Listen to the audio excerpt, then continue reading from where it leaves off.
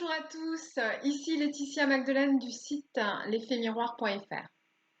Alors, aujourd'hui, je vais aborder un thème, c'est le thème quand le tourbillon de la vie devient une tornade.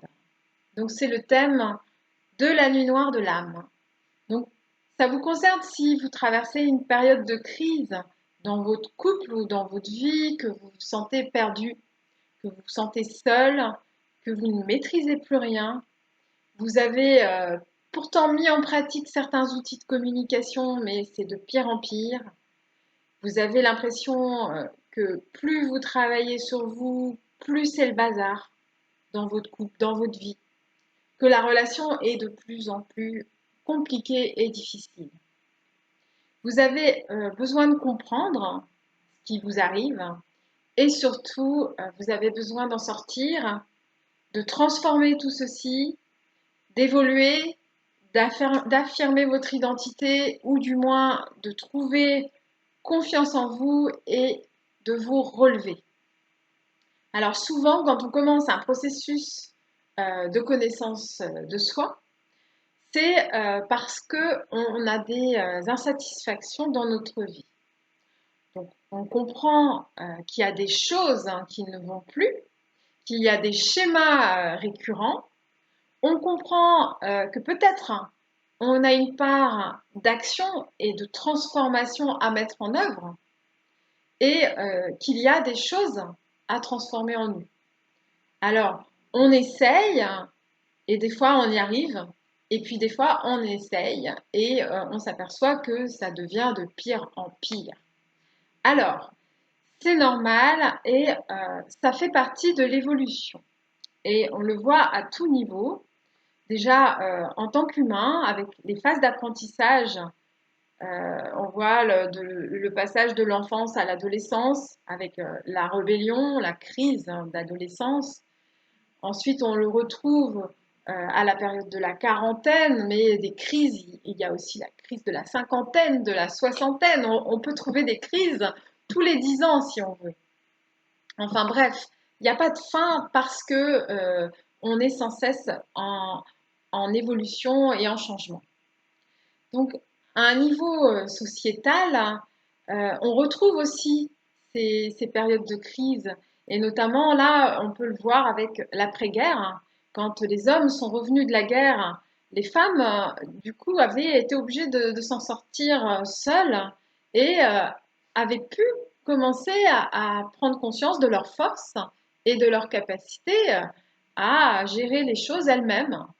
Et quand ils sont revenus, les hommes, c'était plus compliqué pour les femmes de revenir à la soumission. Donc, elles ont demandé l'égalité. Et ensuite est venue, quelques années plus tard, dans les années 70, la libération sexuelle, la libération de la femme, hein, du corps de la femme. Donc, la femme est devenue de plus en plus guerrière. Elle a commencé à développer son yang. Et puis l'homme, lui, a plutôt développé plutôt son côté féminin pour s'adapter. Puisque dans la vie, c'est toujours une recherche d'équilibre, et notamment entre les hommes et les femmes, et puis à l'intérieur de nous-mêmes. Donc on le retrouve aussi donc à un niveau personnel. On peut voir aussi que on peut rejouer toutes ces étapes dans notre couple.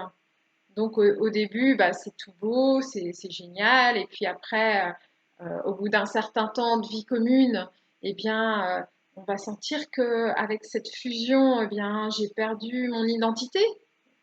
Donc on peut sentir que ben, on a une perte d'identité, qu'on ne sait plus trop qui on est. Alors au début, on s'en rend pas compte, mais à un moment donné, la fusion, ça devient étouffant.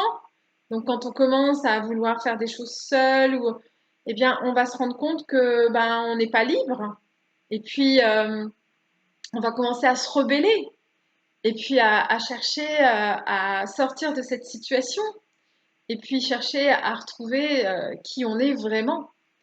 Donc il y a Paul Salomon qui a très bien expliqué dans son livre La femme solaire. Donc je vais citer ses paroles. Elle dit toute saga des rapports entre l'homme et la femme au cours des siècles de civilisation est destinée à être comprise et retransposée dans le cadre de chaque destin individuel. Donc en une vie, nous retraversons tous les stades. Donc quand vient le stade de la révolte, eh bien c'est là que tout peut s'écrouler et si nous n'arrivons pas à passer au stade suivant dans ce couple, par exemple, eh bien on doit faire la route tout seul et là on doit faire face à nos peurs les plus profondes, donc celles qui sont souvent de l'abandon. Alors c'est là aussi qu'on peut vivre une nuit noire de l'âme. Alors, c'est quoi une nuit noire de l'âme? Alors, ça ne dure pas qu'une nuit, hein. Ça dure quand même plusieurs jours, plusieurs mois et des fois plusieurs années.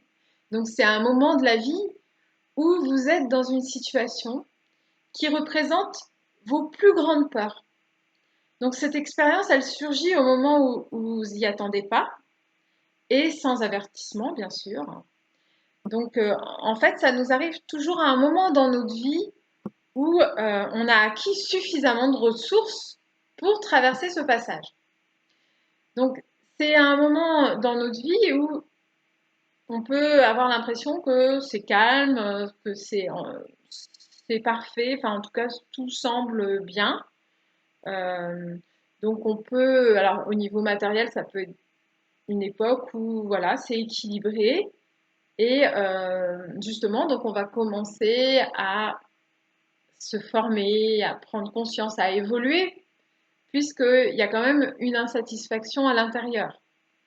Donc à l'extérieur, on a l'impression que tout est parfait et à l'intérieur, il y a des choses, des recherches d'évolution, des recherches de changement et c'est là donc que l'équilibre qu'on a atteint à ce moment-là bien constitue le signal qu'on est prêt pour le changement. Donc j'ai vécu des cyclones comme ça, des nuits noires de l'âme à plusieurs reprises pour me faire travailler la blessure d'abandon notamment, qui était ma plus grande peur. Donc à ce moment-là, en fait, j'étais dans ma vie, dans ma vie, c'était équilibré. J'avais un mari, j'avais des enfants, j'avais une belle maison, j'avais pas de problème financier. Donc, à l'extérieur, aux yeux des gens, j'avais tout pour être heureuse. À l'intérieur, j'avais des manques. Pour moi, j'avais besoin d'évoluer sur certains points. Dans mon couple, il y avait des insatisfactions. Donc, je faisais un travail sur moi, je cherchais à évoluer, je cherchais à me former. Et en fait, j'ai été terrassée à un moment donné où je m'y attendais pas quand j'ai appris que mon mari avait une tumeur et qu'il a été hospitalisé d'urgence. Donc ça a été le premier cyclone qui m'a fait travailler sur la peur d'être seule, sur la peur de l'abandon. Et comme euh, j'ai pas dû travailler, il y avait des restes. La vie m'a ramené un deuxième cyclone. Donc l'année d'après, il a voulu qu'on se sépare et ça m'a obligée à aller encore plus loin vers ma peur d'être seule, vers ma peur d'être abandonnée et de le vivre. Donc à ce moment-là, le couple, il a volé en éclats. Et puis ensuite, il y a eu un troisième cyclone, 3-4 ans plus tard, quand il est décédé et que je me suis retrouvée seule avec mes 3 enfants. Et là, je devais vivre vraiment ma peur, la blessure de l'abandon, mais cette fois-ci avec plus de ressources parce que c'est comme s'il y avait eu une préparation, comme si entre-temps j'avais pu avoir des ressources. Donc, c'est prendre conscience que une nuit noire de l'âme, c'est une occasion de guérir nos blessures de l'âme. Donc, pour moi, c'était la blessure de l'abandon, mais ça peut être d'autres blessures, puisque voilà, on en a plusieurs.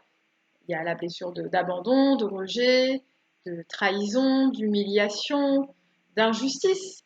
Donc, en fonction de ce qu'on a à vivre, on va vivre cette blessure le plus profondément possible. Donc, comment en sortir? Alors déjà, dans un premier temps, c'est de voir que si ça vous arrive, c'est que vous avez la force de le traverser. Donc, comme il s'agit d'apprivoiser ses plus grandes peurs, ça demande de les traverser. Et en fait, on ne peut pas fuir et on ne peut pas y échapper. Quand on est dedans, on est dans ce cyclone, on ne peut pas. On n'a pas le choix, on est obligé de le vivre. Donc, on ne peut pas s'en échapper, on doit le vivre en conscience. Donc, c'est de se laisser traverser tout en sachant que rien ne dure. Et comme il s'agit d'épreuves très, très fortes, c'est mieux de se faire accompagner pour y voir plus clair avec une personne ressource, telle qu'un thérapeute. Alors, moi, j'ai